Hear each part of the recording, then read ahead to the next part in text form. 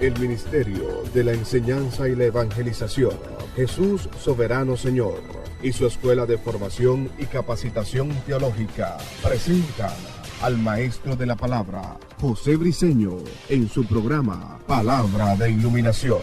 Nuestro mayor objetivo es que el Dios de nuestro Señor Jesucristo, el Padre de Gloria, os dé espíritu de sabiduría y de revelación en el conocimiento de Él, alumbrando los ojos de nuestro entendimiento. Prepárense para escuchar al maestro de la palabra, José Briceño, y su programa Palabra de Iluminación.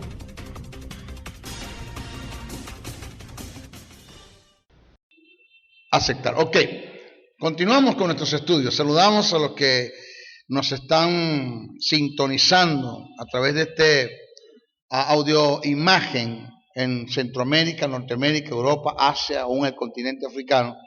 Mucha gente nos está viendo o nos está escuchando a través de estos, por YouTube, por internet. Saludamos a todos desde Venezuela. Quienes habla el maestro José Briceño, su servidor.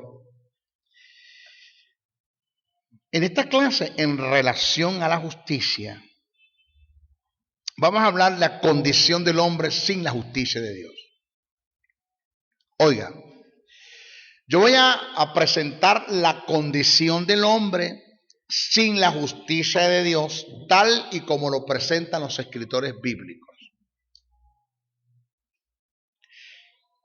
Estamos hablando, reitero, la condición del hombre sin la justicia de Dios, que no es la condición de la iglesia, de los nacidos de nuevo, de los hijos de Dios, de los que tienen vida porque tienen justicia.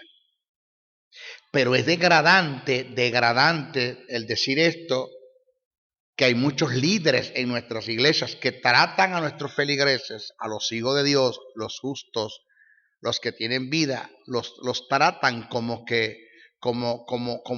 el tipo de persona que no tiene la justicia de Dios. Lo tratan como hombres o como mujeres o como lentes en la misma condición como que si no tuviese la justicia de Dios. Y eso se hace por falta de conocimiento. Por falta de conocimiento. Vamos a ver. Pablo en Romanos 7, 1, 25 nos presenta la condición del hombre sin la justicia de Dios. Pasemos a describir el pasaje. Este pasaje, Romanos 7, verso 1 al 25, siempre se ha tomado en el seno de la iglesia, nuestros predicadores, nuestros maestros, nuestros pastores, nuestros evangelistas, nuestros profetas, nuestros líderes, lo han tomado para apoyar su enseñanza en relación al conflicto interior en el creyente. Tomando aquellas palabras que Pablo dice, porque lo que no quiero hacer eso hago, y lo que quiero hacer no lo hago, miserable de mí, que me librará de este cuerpo de pecado. Entonces toman Romanos 7, verso 1 al 25 para hablar del conflicto interior en el creyente. Resulta que cuando usted analiza bien este pasaje, que lo vamos ahora mismo a hacer una exégesis del pasaje, usted se va a dar cuenta, según la hilación del pensamiento, tomando en cuenta los medios de interpretación bíblica, tomando en cuenta la hermenéutica como ciencia, respetando eso. Usted se va a dar cuenta que Pablo en Romanos 7 no está hablando de la condición del hombre en Cristo. No está hablando del conflicto interior en el creyente. Pablo está hablando de la condición del hombre caído en Adán.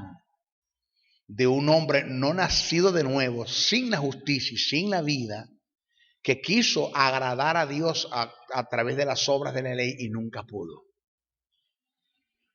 Eso es Romanos 7.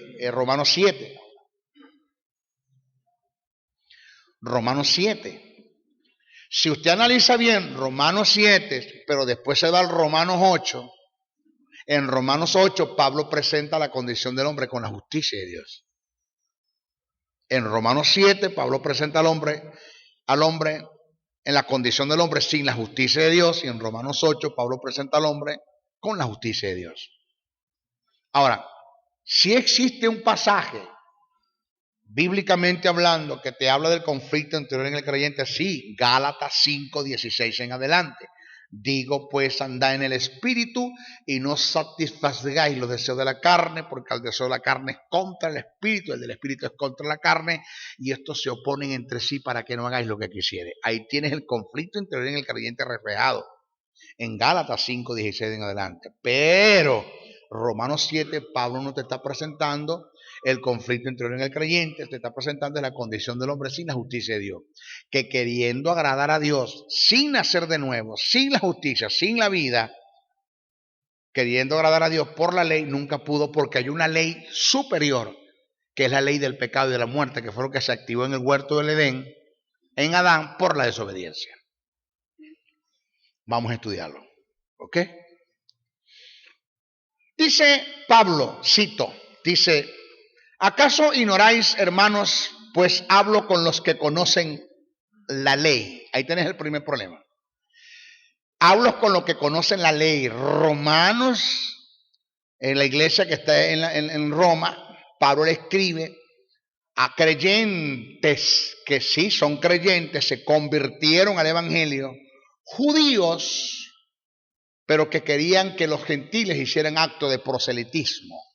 No, o esta broma es ley o es gracia, dice Pablo. Porque si por ley vamos, nunca agradar a Dios. Por gracia, pues ya lo agradamos en Cristo Jesús. Ustedes tienen que decidirse con esto. ¿Ok? Yo sé. ¿Acaso ignoráis, hermanos? Pues hablo con los que conocen la ley. Que la ley se enseñorea del hombre entre tanto que éste vive. Porque la mujer casada está sujeta por la ley al marido mientras éste vive. Pero si el marido muere, ella queda libre de la ley. Queda libre de la ley del marido. Así que, si en vida del marido se uniere a otro varón, será llamada adúltera. Pero si su marido muriere, es libre de esa ley. De tal manera que si se uniere a otro marido, no será adúltera. Una analogía. Pablo está presentando, mire lo que Pablo viene presentando para después decirle a los que judíos convertidos al evangelio que querían hacer acto de proselitismo con los gentiles, le está diciendo no. El hecho de que ustedes abandonen la ley por la gracia no los hace a ustedes unos adúlteros espirituales, porque la ley ya murió y ahora vivimos en Cristo. ¿Sí lo habías agarrado? Pablo está hablando la comparación de la mujer con el marido, que mientras el marido vive, pues ella se debe a él, pero si ella se casa con otro hombre, se va con otro hombre, estando su marido vivo, comete adulterio. Entonces, si la ley está vigente, pues está mal que nosotros dejemos la ley por otra cosa, pero ya la ley caducó, Cristo cumplió la ley, nos hizo libres de la maldición de la ley, entramos en la dispensación de gracia, de modo que aquí no hay adúlteros espirituales. Ustedes se consideran adúlteros, es el problema de ustedes. A los gentiles déjenlos quietos como están. No vengan ustedes a tratar de montar la ley sobre la gracia, porque esto no va a funcionar. ¿Estamos acá? ¿Qué es lo que dice? ¿Qué es lo que le dice su pastor? ¿Qué es lo que le dice a su líder? Hermano, hay que guardar la salvación, hay que cuidarla. ¿Cómo te dice a ti tu ministro o tu pastor o tu líder que cuides la salvación? ¿A través de qué vas a cuidar la salvación? De obras. Porque dejando de hacer esto te salvarás. Porque estamos viendo la salvación como una cota inicial que Cristo pagó en la cruz del Calvario, pero que los giros te tienen que encargar tú. Aló, ahí. Cristo pagó fue una cota inicial, usted tiene que pagar los giros ahora para entrar al cielo. Pero diga algo, aló. O la obra fue completa o no fue completa. Nada. O sea, usted está viendo la salvación como que Cristo viene con el balón, fútbol, a la portería, y ya estando cerquita de la portería para meter el gol, ¡tao!, te hace el pase a ti para que tú metas el gol. O sea, aquí el gol no lo metió Cristo. Aquí el gol lo vas a meter tú para ser salvo. ¿Aló? Entonces no es tanto lo que Cristo vino desde una portería a la otra trayendo el balón, sino que te hace el paso a ti para que tú te salves, porque lo de él no vale mucho, lo de él no tiene fuerza, el sacrificio de la cruz del Calvario es endeble, lo que sucedió en la cruz, los incidentes, redención, remisión y propiciación, eso es endeble.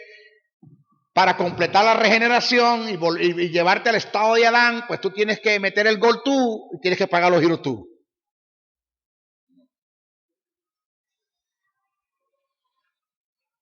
¿Aló? Eso es lo que Pablo dice. No me vengas a mí a agarrar la ley y montarlo sobre la gracia. Y hablo con los que conocen la ley. Los que se convirtieron al evangelio, pues tienen que abandonar eso. Que ustedes se consideren a conciencia adúlteros, ese es problema de ustedes. Pero la ley ya murió en Cristo. Ay. Ustedes son libres para casarse con la gracia. Amén. Ese es el mensaje que está allí. ¿Eso lo está haciendo la iglesia? ¿Nuestros líderes? Sí.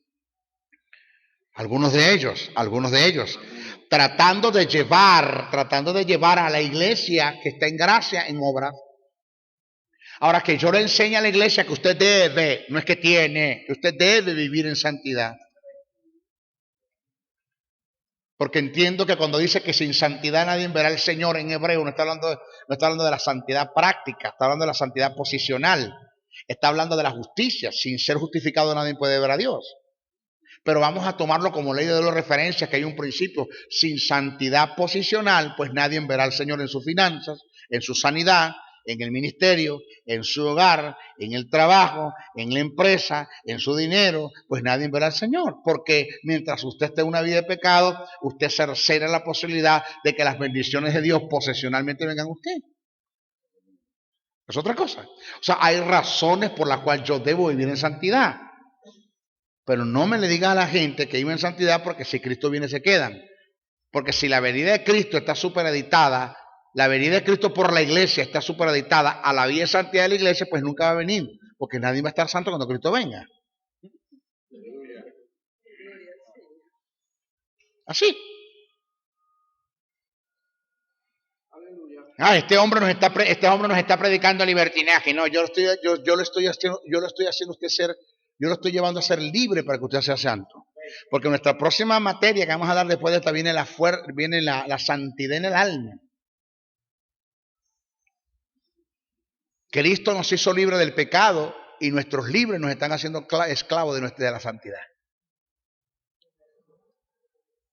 E imponiendo cosas que ni siquiera ellos pueden llevar. Eso es lo que dijo Jesús. Tú estás imponiendo cosas que ni siquiera ellos pudieron llevar. Así también vosotros, hermanos, hermanos míos, habéis muerto a la ley mediante el cuerpo de Cristo. Fíjese. Para que seáis de otro. ¿De quién? Del que resucitó de los muertos, a fin de que llevemos fruto para Dios. Porque mientras estábamos en la carne, las pasiones pecaminosas que eran por la ley obraban en nuestros miembros llevando fruto para muerte. Pero ahora estamos libres de la ley por haber muerto para aquella en que estábamos sujetos. Pablo dice estábamos porque estaba en la ley. De modo que sirvamos bajo el régimen nuevo del Espíritu. Y no bajo el régimen viejo de la letra. ¿Qué diremos pues? ¿La ley es pecado? En ninguna manera. Pero yo no conocí el pecado sino por la ley. Porque tampoco conociere la codicia si la ley no dijere no codiciarás. Mas el pecado tomando ocasión por el mandamiento produjo en mí toda codicia.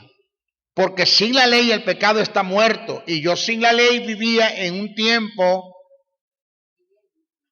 ¿Yo sin la ley vivía en qué?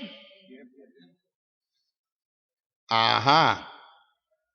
Maestro, allí yo no entiendo. Yo no entiendo allí. ¿Es que Pablo toda la vida no fue judío? Primero vamos a explicar algo. Pablo no era judío de nacimiento. Pablo era judío por genealogía, porque era hijo de judíos que pertenecían a la tribu de Benjamín. Pablo era gentil porque Pablo nació en Tarso de Cilicia, en Roma nació Pablo. Por eso es que cuando aquellos soldados lo azotaron, él dijo, es lícito azotar a un ciudadano romano. El centurión le dijo, cualquiera puede comprar la nacionalidad romana. Pablo dijo, hey papá, yo no la compré, yo nací en Roma. Y dice que tuvieron miedo de él y lo quisieron soltar a escondidas. Por eso Pablo dijo, apelo al César como ciudadano romano, en mi defensa. O sea, Pablo era romano por nacimiento y era judío por genealogía. Pero tenía la misma responsabilidad. Entonces, un niño judío hasta la edad de 13 años, sus padres eran responsables del cumplimiento de la ley. Cuando ese niño cumplía 13 años, a la edad de 13 años, el día que cumplía 13 años, el padre hacía una oración y decía, gracias Señor, según la ley, que me libraste de la responsabilidad de este niño. Y el niño pasaba a ser parte de la comunidad judía, convirtiéndose en un bar bisbat. Bar bisbat, queriendo decir que ya él pertenece a la comunidad judía y él era responsable de sus actos. Ya papá no tenía que responder por él. Por eso cuando le preguntaron a aquel ciego, le preguntaron a los papás, que Jesús lo sanó, le preguntaron a los padres le dijeron, mayor de edad es, pregúntenle a él. En otras palabras, él ya es parte de la comunidad judía, él forma parte del bar bisbat, pregúntenle a él. Pablo dijo, en un tiempo sin la ley viví, donde yo no era responsable por cumplirla, sino mis padres fueron, hasta que llegó el día de que me pasé a ser miembro de la comunidad judía, pasando a ser un bar bisbat. Por eso es que Jesús tenía 13 años, no 12, como dice la Biblia, eso está mal traducido, 13 años, porque después de 13 años él pertenecía al bar bisbat, a la comunidad judía, y era responsable de esos actos. Tenía 12 años cuando se le escapó a su madre, no 13. ¿Ok? Entonces Pablo dice, en un tiempo viví sin la ley, o sea, no pertenecía a la comunidad judía, no tenía ninguna responsabilidad, mas pasando a ser un bar bisbat, entonces cuando soy responsable por la ley. Pero venido el mandamiento, el pecado revivió y yo morí, y hallé que el mismo mandamiento que era para vida, a mí me resultó para muerte, porque el pecado tomando ocasión por el mandamiento me engañó y por él me mató. De manera que la ley a la verdad es santa y el mandamiento santo, justo y bueno. Luego, lo que es bueno vino a ser muerte para mí en ninguna manera, sino que el pecado para mostrarse pecado produjo en mí la muerte por medio de lo que es bueno, por medio de lo que es bueno. Por medio de lo que es bueno, como eso, la ley que no la puede cumplir, a fin de que por el mandamiento el pecado llegase a ser sobremanera pecaminosa. Porque sabemos que la ley es espiritual, mas yo soy carnal, vendido al pecado. Porque lo que hago no lo entiendo, pues no hago lo que quiero, sino lo que aborrezco, eso hago. Y si lo que no quiero, esto hago, apruebo que la ley sea buena. De manera que yo no soy yo quien hace aquello, sino el pecado que mora en mí. Está hablando del Estado. Y yo sé que en mí, esto es en mi carne, no mora el bien, porque el querer el bien está en mí, pero el no hacerlo, porque no hago el bien que quiero, sino el mal que no quiero, eso hago. Y si hago lo que no quiero, ya no lo hago yo, sino el pecado que mora en mí. Así que, queriendo yo hacer el bien, hallo esta ley, que el mal está en mí, porque según el hombre interior me deleito en la ley de Dios, pero veo otra ley en mis miembros que se revela contra la ley de mi mente y me lleva cautivo a la ley del pecado que está en mí, en mis miembros. Miserable de mí, ¿quién me librará de este cuerpo de pecado? ¿Quién me librará de este cuerpo de muerte? Gracias doy a Dios por Jesucristo, Señor nuestro. Así que yo mismo con la mente sirvo a la ley de Dios, mas con la carne a la ley del pecado, siendo judío. En este capítulo, preste atención, Pablo no hizo referencia al conflicto interior en el creyente, como muchos lo han aplicado y entendido.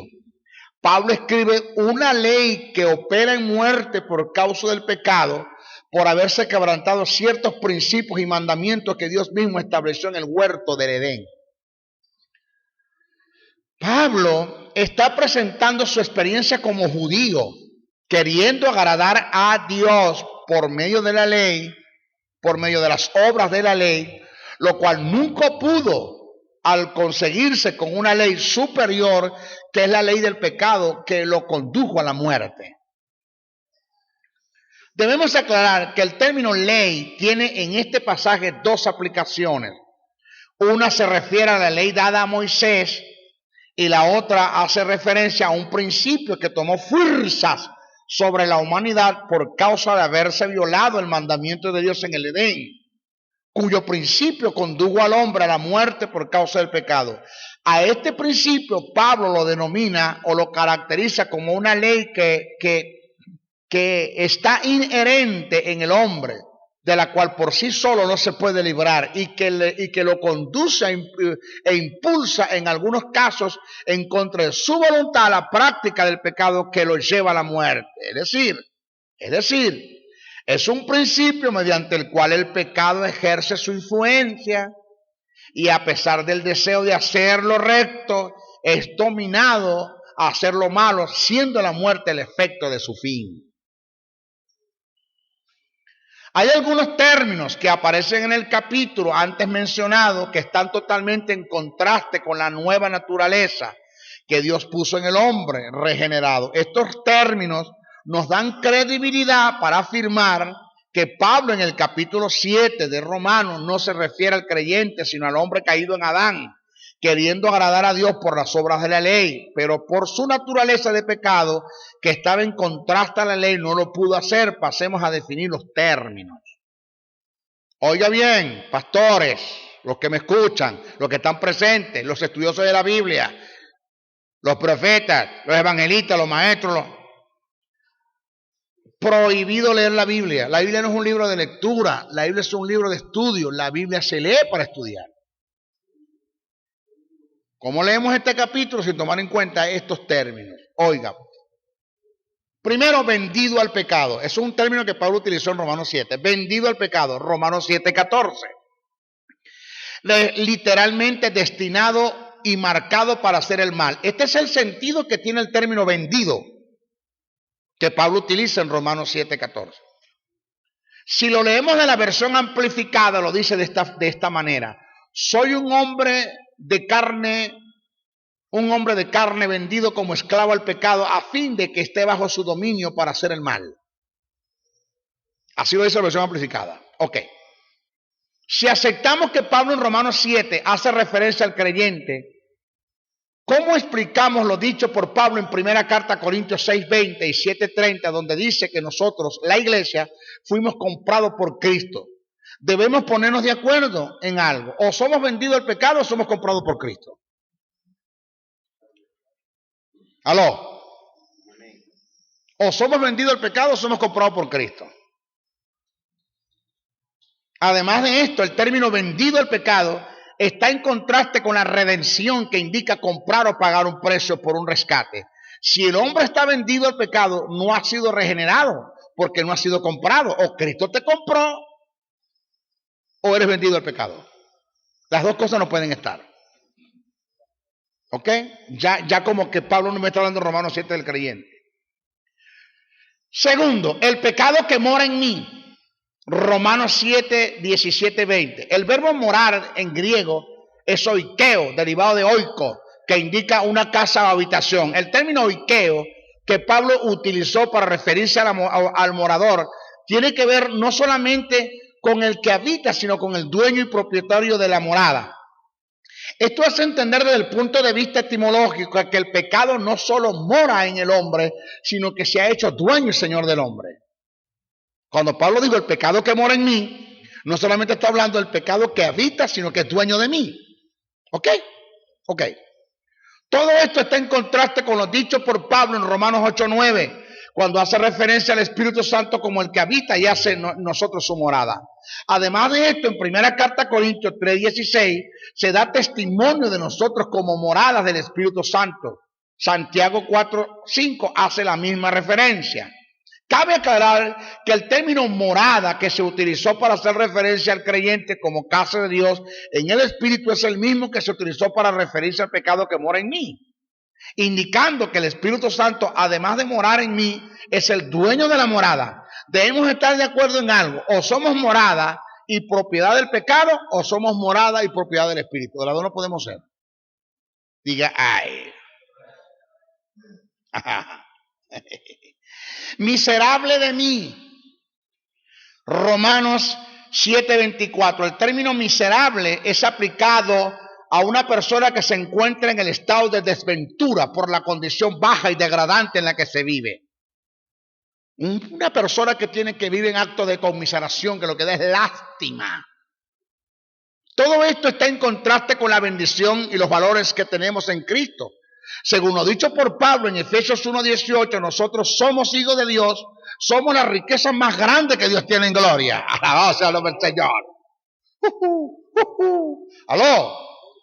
Además de esto, un creyente que diga, óigame, un creyente que diga que Romanos 7 está hablando del creyente, o un líder que diga que Romanos 7 está hablando del creyente, basándose en una exégesis que él hizo, fuera del contexto, pues simplemente no tiene una identidad en lo que es, en lo que tiene y en lo que puede en Cristo Jesús.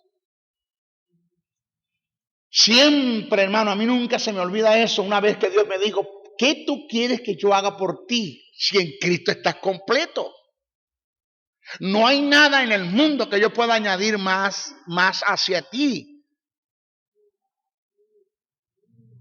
Cristo es la imagen del Padre y tú eres la imagen de Jesucristo.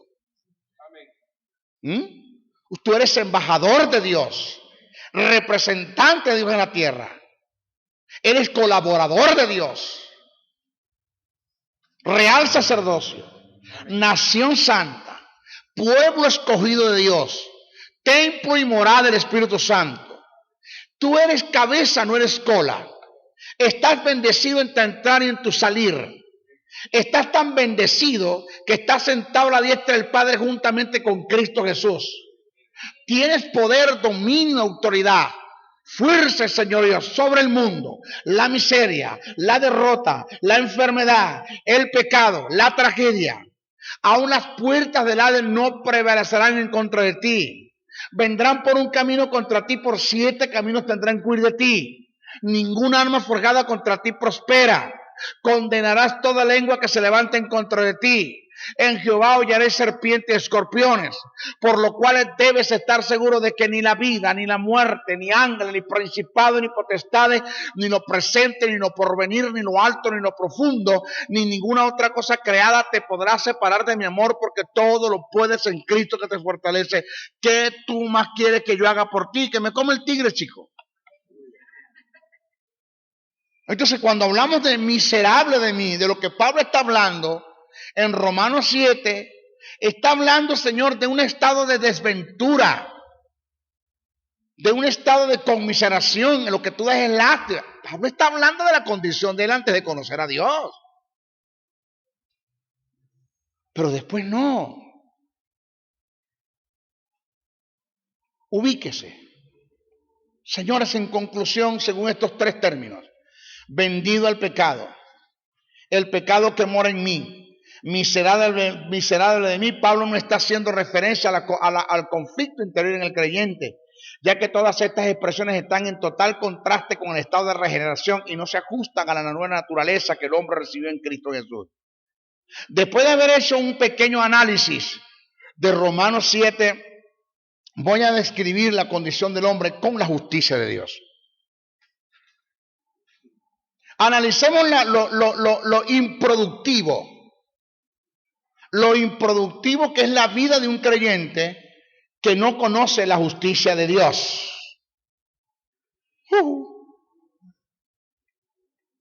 Señores,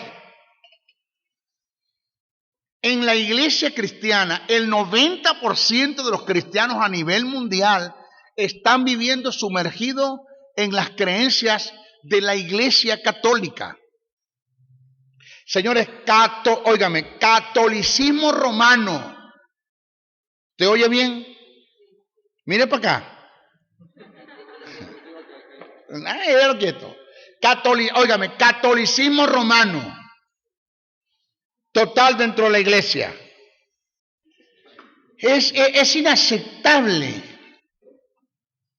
Señores, paradójico,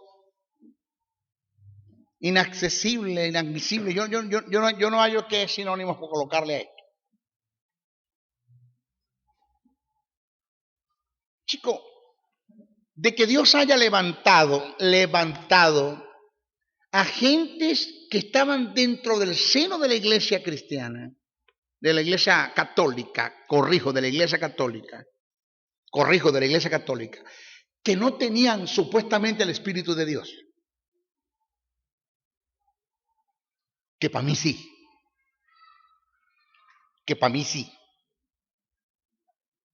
Como un Martín Lutero, como un Juan Hus, un Calvino, entre otros, que se convirtieron en los grandes reformadores. Y Dios les revela a ellos verdades en relación a la justicia que están reveladas en las Escrituras y se las ilumina a ellos. Dentro de la iglesia católica hay gente que están en la iglesia evangélica no entienden estas verdades.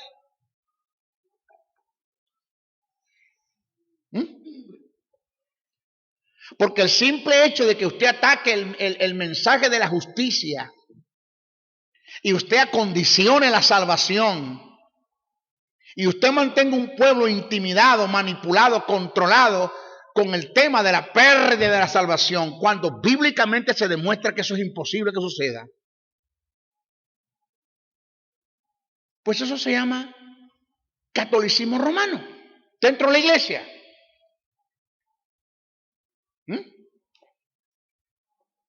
Catolicismo romano dentro de la iglesia. Maestro, es que el problema que si usted le demuestra a la iglesia que la salvación no se pierde, no queda uno en la iglesia. Mire, si yo le demuestro a usted que la salvación no se pierde y después de demostrárselo bíblicamente usted se va a pecar, pues usted simplemente está manifestando lo que siempre quería hacer. A usted lo que lo tenía en la iglesia era el temor de irse al infierno y el temor de perder el cielo. A usted nada lo detenía. Usted no es un buen creyente, porque una persona que no peque por temor de irse al infierno y por temor de perder el cielo, eso no es un buen creyente.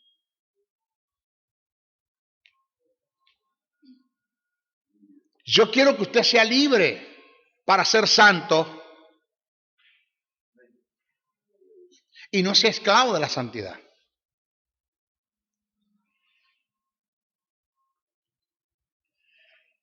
Entonces, a esto nos abrimos, esto es lo que enseñamos.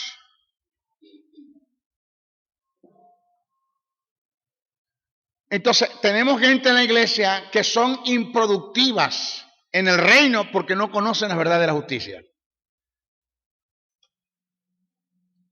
Porque viven un evangelio preocupado. ¿Sí? Con temores, con dudas, inseguros de su salvación. Porque por mucho que te esfuerces a ser santo para alcanzar la salvación, nunca te vas a sentir satisfecho contigo mismo porque no depende de ti.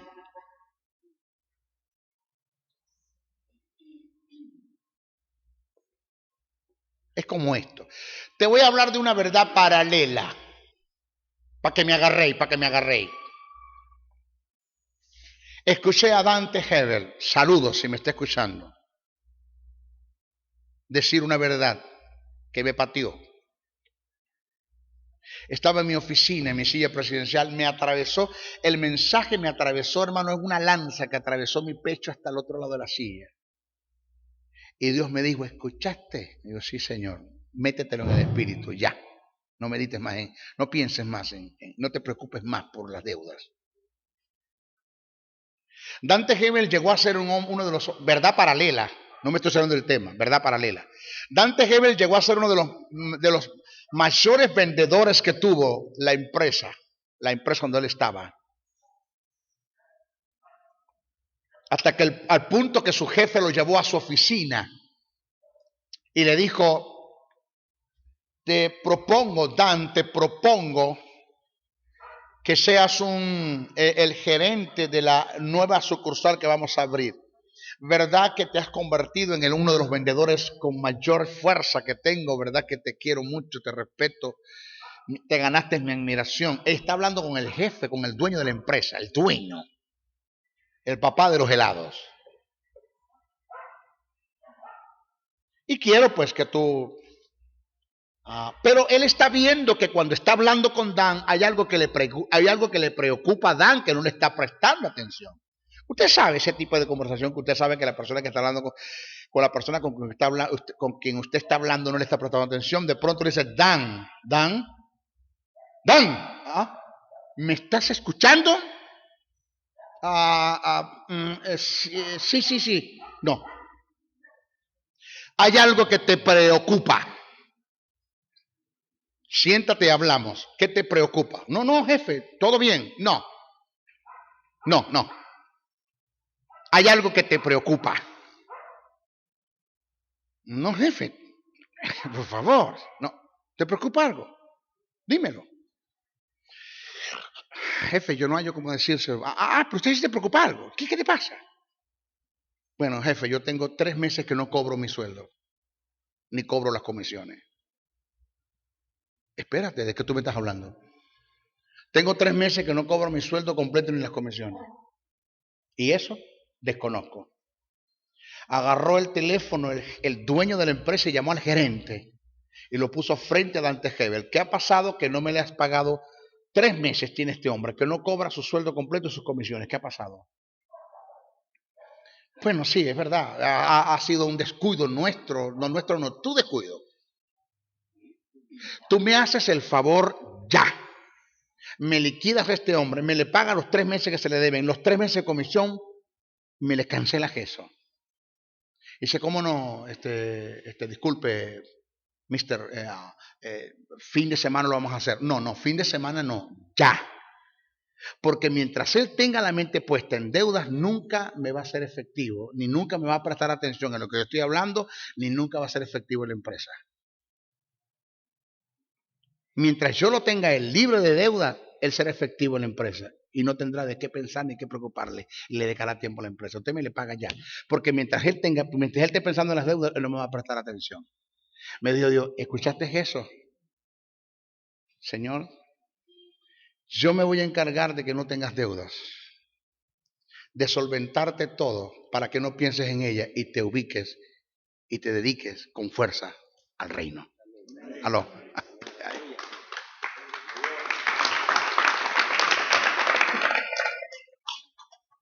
Porque las deudas no te dejarán dormir, las deudas no te dejarán pensar, las deudas no te dejarán estudiar. O sea, Dios. ¿Sí me agarran? Vivo solvencia financiera, mi vieja. Soy libre. Dios me ha bendecido y ha cumplido su palabra en mí. Verdad paralela, igual con justicia. Dios quiere que usted entienda la fuerza que tiene la justicia en usted. Que por mucho que usted peque, usted no se va a perder nunca. Y no quiere que entienda eso para que peque, sino para que usted sea libre, para que sea santo de verdad y se dedique al reino. Y usted no vive una vida de temores, de angustias, de dudas, que si me pierdo, que Cristo viene, que si me quedo, cuidado. No, que usted sea libre, chico. Que si pecó, pida perdón y levántese y no lo haga más. Y para adelante, aquí vamos, que no lo detenga nadie, hermano. Eso es lo que Dios quiere. Libre, libertad. Porque si el Hijo libertare, dice, seréis verdaderamente. Ya va, pudo haber dicho, seréis libres. Si el Hijo libertare, seréis libres. Nos dice, seréis verdaderamente libres. ¿Por qué el término verdadera?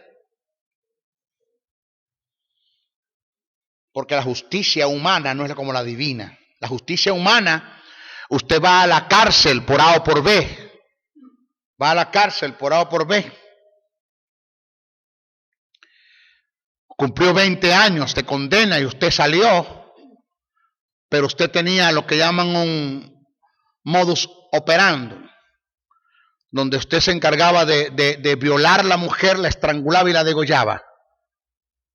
¿Cuántas mujeres estranguló, violó y degolló? 40. Lo agarraron, lo llevaron a la cárcel, salió de 20 años, a los 2 días, después de haber salido, apareció una mujer violada, degollada y estrangulada, lo van a buscar a usted, aunque usted no fue. ¿Por qué? Porque usted es libre, pero no verdaderamente libre. ¿Me oye? ¿Sí lo agarró? Porque usted es libre, pero no es verdaderamente libre. Usted tiene un antecedente que está registrado en Dios, en Cristo, en el Espíritu Santo. Usted no tiene antecedentes. El que cree en Cristo, nueva criatura es. Las cosas viejas pasaron y todas son hechas nuevas. Y todo pecado que usted cometa, usted pide perdón y Dios no se acuerda más de eso. Por eso dice que si el Hijo libertare, seréis verdaderamente libres. Nadie te puede condenar. Diga, ay. Maestro, escuche. Un creyente que no conozca la justicia y lo que se relacione con ella, nunca podrá gozar de sus beneficios. Cuando comete un pecado se siente desprovisto o desproporcionado del amor y el cuidado de Dios. Debemos entender que aun cuando caigamos en el pecado más horrendo y más degradante, Dios nos ama igual. El amor de Dios es incondicional. No hay nada que nosotros podamos hacer a favor o en contra del amor de Dios. Es decir, no hay nada que podamos hacer para que Dios me ame más y no hay nada que podamos hacer para que Dios me ame menos. Hagamos lo que hagamos, Dios nos ama igual. Aló. Dios no tiene hijos favoritos, ni consentidos, ni hace excepción ni acepción de personas. Cuando cometes un pecado, lo segundo, cuando cometes un pecado se siente indigno del perdón de Dios. Un hombre que no conozca la justicia de Dios. Yo pasé por todo esto. Esto es lo que me llevó a sentarme, chicos, y a pensar y a analizar estas verdades. Y Dios me revela y me ilumina de lo que está revelado en la Escritura. Estas verdades que me hicieron libre. Cuando comete un pecado se siente indigno del perdón de Dios. Señores, si caemos 1000 veces en el mismo o diferentes pecados, Dios siempre estará dispuesto a perdonarnos si acudimos con sinceridad al perdón a Él. Nunca hay una segunda oportunidad delante de Dios para pedir perdón por un pecado o por los pecados cometidos. Siempre que acudamos a Dios a pedir perdón, para Él es la primera vez que vamos.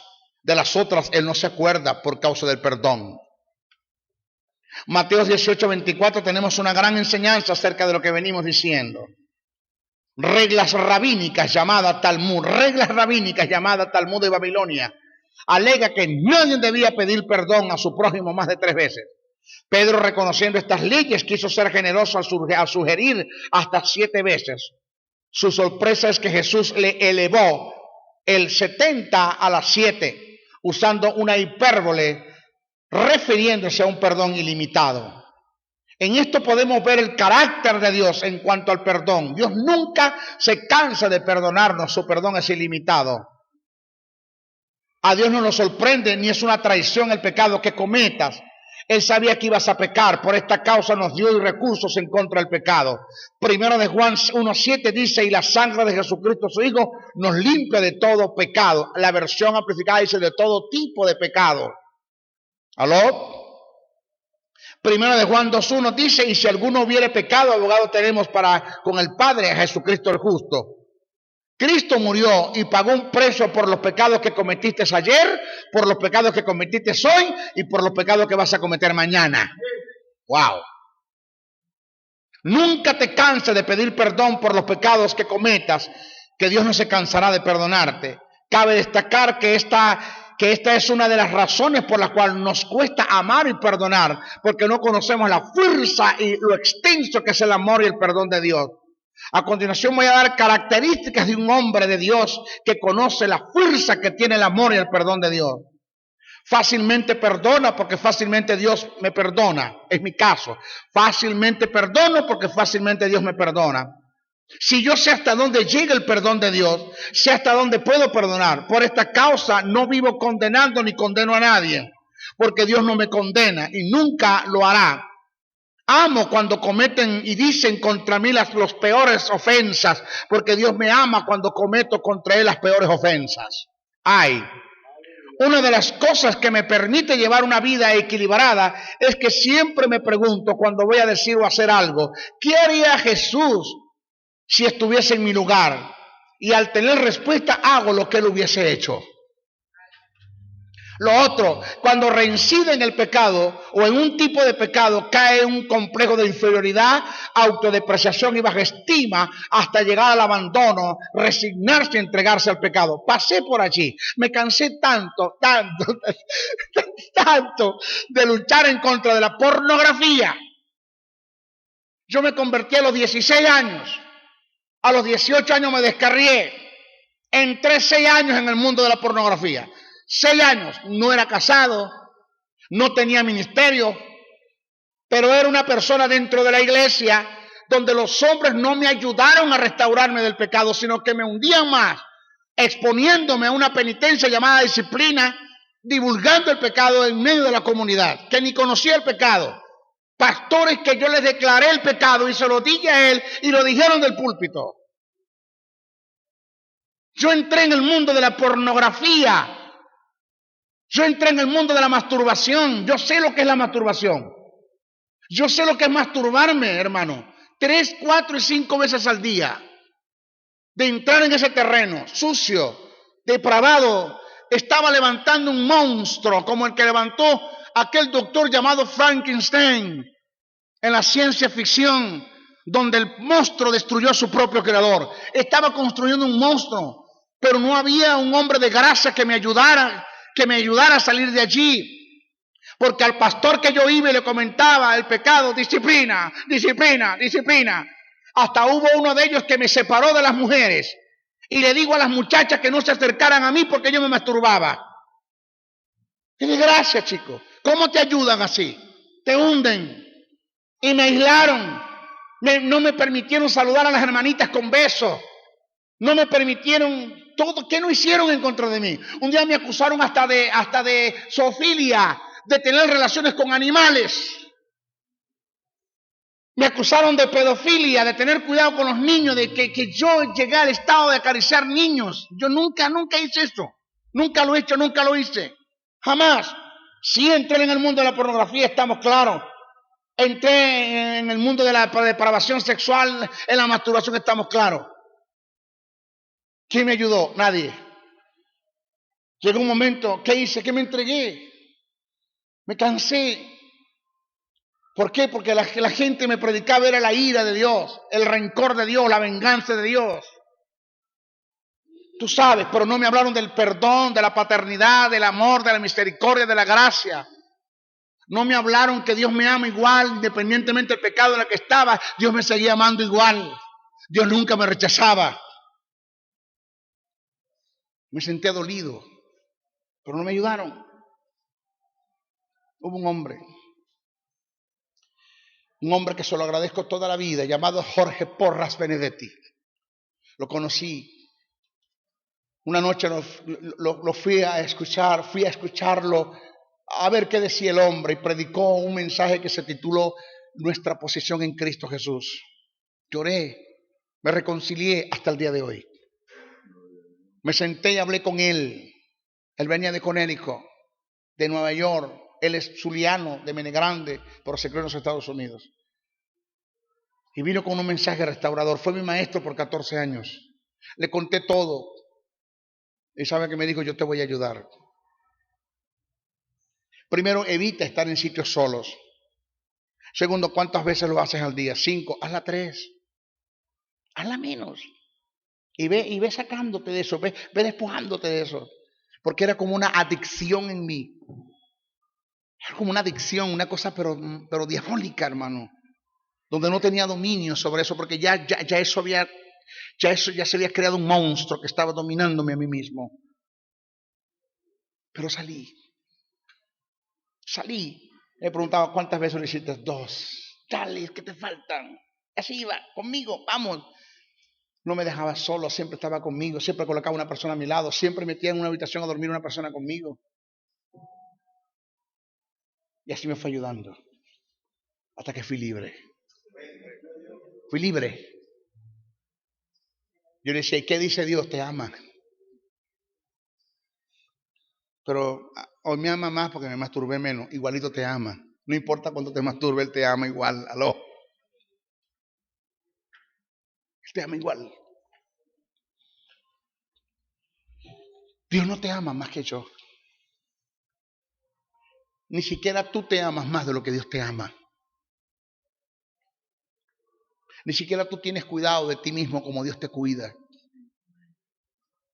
Y me fue mostrando eso. Y viviendo a Dios como Padre, como protector, como cobertura, como amante, como el misericordia, como el perdón, como el doliente.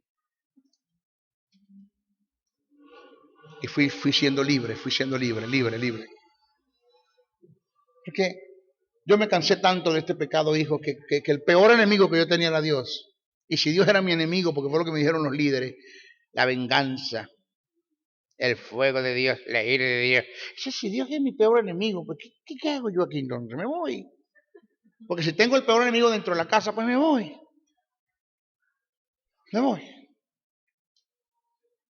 Y me fui. Me descarrié 6 años. Me reconcilié y este hombre me ayudó y me restauró. ¿Por quién es este hombre? Un hombre que conocía a Dios. Por eso es que usted nunca puede perdonar si usted no conoce el perdón de Dios. A la medida que usted sepa del perdón de Dios, usted va a perdonar. Usted va a tener misericordia cuando usted conozca las misericordias de Dios. Usted va a tener amor cuando usted conozca el amor de Dios. Usted va a aprender a ser padre siendo una mujer cuando usted conozca la paternidad de Dios, porque Dios es madre también. ¿Sabe usted que Dios tiene un corazón de madre? La Biblia dice el Shaddai. ¿Y sabe qué significa el Shaddai? El que te amamanta. El que saca de su seno y te da de mamar de su leche. El Shaddai significa el Dios de los senos. Eso significa. Cuando dice que Jehová es el Shaddai, lo que significa Jehová es aquel Dios que hace lo que hace tu madre. Te arrecuesta tu pecho y te da de mamar de su leche. Con amor. Eso, ese Dios. Aprendí eso. Aló. Señores, una de las causas por las cuales nunca dejo de luchar en contra del pecado es que estoy consciente de que aunque caiga en el pecado más bajo y más horrendo o más degradante, a causa de ese pecado dejaré de ser santo, pero no dejaré de ser justo. El pecado afecta mi santidad, pero no mi justicia. Es por eso que en este seminario de la justicia puedo enseñarte y llevarte a vivir en libertad, y que no uses el conocimiento para caer en libertinaje, porque le darás cuenta a Dios por tus acciones. Lo mío, a través del seminario de la justicia, es que tú seas libre para ser santo y seas libre del pecado. Bendiciones, bendiciones, bendiciones. Si has sido bendecido a través del mensaje transmitido en este programa, comunícate por los teléfonos 0058-0416, 860-7602, 0414-650-9992 o el 0261-737-3387. Escríbenos al correo electrónico meejesussoberano77@hotmail.com. Y si deseas seguir disfrutando de estos mensajes, ingresa a nuestro canal en YouTube o visítanos en el Facebook. Será hasta una nueva oportunidad en su programa Palabra de Iluminación.